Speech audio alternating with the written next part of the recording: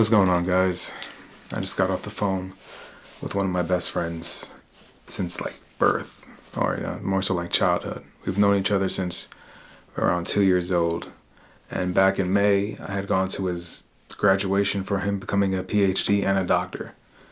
Super proud moment of him, and seeing my boy go through that transformation from literally almost diaper days to a full grown doctor is just awe-inspiring.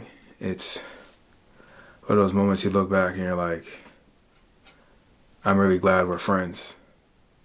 You know, he's one of the few friends who wanted to do something with his life, and it is an absolute blessing to be able to call him my friend. A lot of other friends from the past, they're quite frankly losers.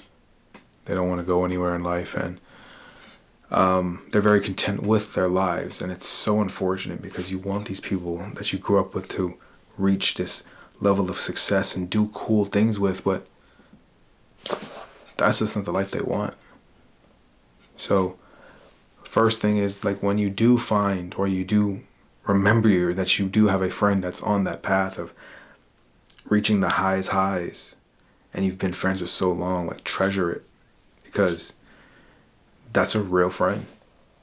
That's a person that actually will have your back. So since May, I gave him an update. Gave him an update in my life. He had asked me, like, hey, what's going on with the Norway trip, and what's going on with the teaching event that you were going to do. And as you guys probably know, I went to Norway, and if you don't know, you should really go check out that video. But it was just magical, right?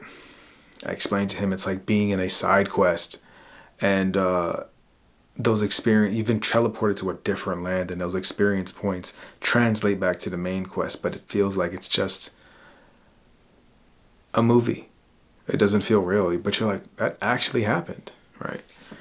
I told him that taking the gamble of actually going to the class worked out way beyond I would ever imagined. And then the next thing is that I told him that I'll be working with the university for teaching their drone program. And it hasn't been inked in just yet, but it's well on its way in.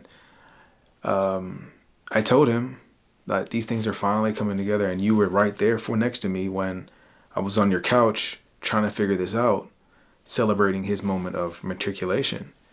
So it's good to know that someone cared enough to be like, hey, like, how's your life going? Because I remember you were doing other things and big things in your way, right?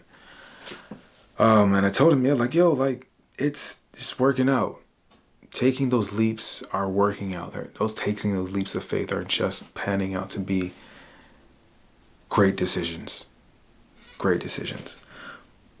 So actually today, I just got off a call with the university that I'll be doing their drone program, teaching their drone program. And this call was mostly to finalize the days in August that I'll be teaching. We figured out days, and I'll be in the second and third week of August. But I told him that, like, once that's inked in, I gotta finally take the leap of faith of leaving my job. And he asked me, like, hey, are you sure? Are you really sure? And I said, yeah, man, because I just took off leave for Norway. I took off a bunch of hours for Norway.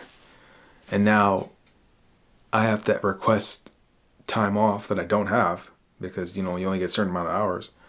I have to request time off that I can't take. They're going to be like, yo, why are you taking off here and you taking off here? I got to take off 3 days a week, right? And I can't use this is an educational workshop. Like, I can't do any more excuses. Like, they're like, dude, what the hell are you doing? Get back to work. And because of that, I know that once those days are locked in, I gotta leave. I gotta leave the comfort zone. And it's frightening. It's frightening. It's frightening. But too many events have happened to me in the last month and a half. Events that have reassured me that same thing over and over again. It's like, yo, take the leap. Take the leap. You have everything you need. Take the leap. You are holding yourself back. And as he's listening to this tale that I have to take, that I'm explaining of what's going on in life, he says to me,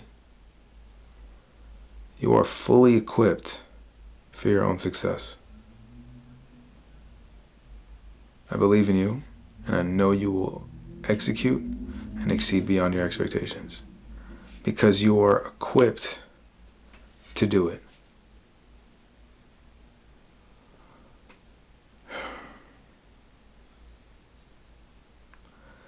Listening to that was very powerful.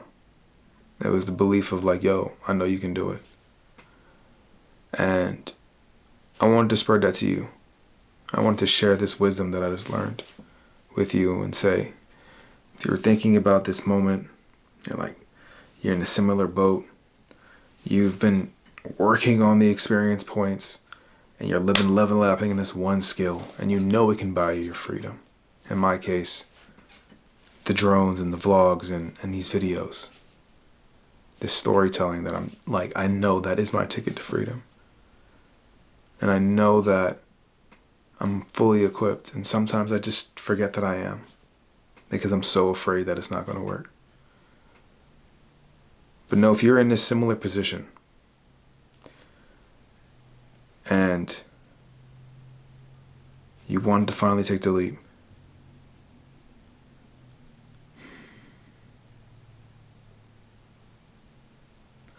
remember that you're fully equipped to do it. And in the great words of Dr. Glover, if you haven't read his book, go check it out. No More Mr. Nice Guy. He says in one of the chapters, if you knew it was all going to work out, wouldn't you do everything and anything to see that through?